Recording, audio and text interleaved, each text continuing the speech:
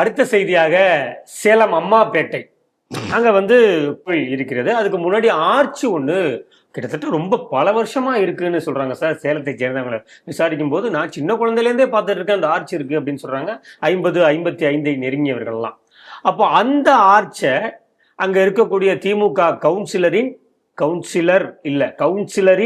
கணவர், பல இடங்கள்ல திமுக கவுன்சிலர்களின் கணவர்கள் தான் ஆளுமை செலுத்தக்கூடியவர்களாக இருக்காங்க. அந்த கணவர் என்ன பண்ணியிருக்காரு, அந்த ஆர்ச்சி பக்கத்தில் இருக்கக்கூடிய ஒரு கோயில் தேரோட்டம் போறதுக்கு இடைஞ்சலா இருக்கும், அது நியூஸை சொல்லும் போது ஆமா இடைஞ்சலா இருந்தா எடுக்க வேண்டியதானே அப்படின்னு நல்லது செய்தது போலவே காட்டும். ஆனா இந்த ஆர்ச்சி எப்ப எடுத்திருக்காங்கன்னா இரவோடு இரவாக ஊர் மக்களுக்கு தெரியாமல் ஜேசிபி வச்சு இடிச்சிருக்காங்க. இந்த செய்தி எப்படி பாக்குறீங்க?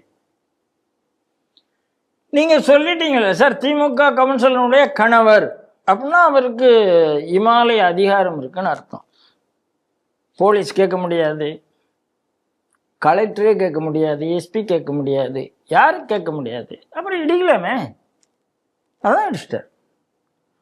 எதுக்கு இடிச்சிருக்காருன்னு கேட்டால் அதான் வேடிக்கையாக இருக்குது. பக்கத்தில் ஒரு மாரியம்மன் கோயில், அந்த தேர் போகணுங்கிறதுக்காக தேர் போகணும் என்றால் அந்த மாரியம்மன் கோயிலுக்காரர்கள் இந்த கோயிலினுடைய ட்ரஸ்ட்டையோ அந்த பக்கத்து மக்கள்கிட்டையோ சம்மந்தப்பட்டவர்கள்ட்ட கேட்டு நியாயமான முறையில் இடித்திருந்தால் பரவாயில்லை. ராத்திரியோட ராத்திரியா எப்படி ஒரு மனுஷர் எப்படி முடிவு பண்ண முடியும்? 50-60 வருஷமா இருக்கக்கூடிய ஒரு கோயிலினுடைய அலங்கார வளைவை ஒருத்தர் இடிக்கிறார்னா ஹிந்து விரோதம் மனசுல இல்லாம இடிக்க முடியாது. அவளுக்கு சாமி பயம் இல்லை, பக்தி இல்லை.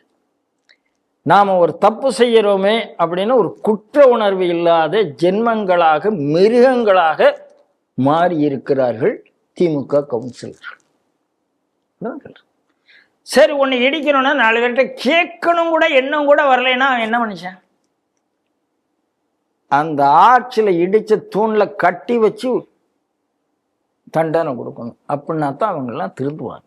நாளைக்கு அடுத்த கவுன்சிலர் பண்ண மாட்டார். சரி, இப்போ ஊரெல்லாம் சேர்ந்து எதிர்த்த உடனே வேற வழி இல்லாமல் இந்து இயக்கங்கள்லாம் வந்த பிறகு இப்போ எழுதி கொடுத்திருக்கிறார் என்ற கேள்வி எனக்கு. நானே என்னுடைய சொந்த காசில் அதை கட்டித்தாரேன் என்று எழுதி கொடுத்திருக்கிறாரா?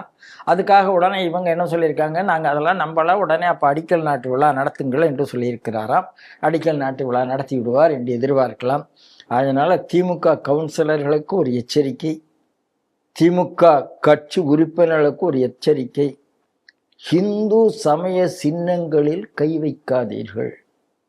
இப்போ திருப்பரங்குன்றத்தில் கை வச்சாச்சு, இப்போ இங்கே கை வைக்கிறீங்க, நீங்கள் காணாமல் போயிடுவீங்க. இந்துக்கள் ஒன்றும் பழைய மாதிரி இல்லை, ஒன்றிணைந்திருக்கிறார்கள். இதுதான் திமுகக்கு நான் சொல்லணும்.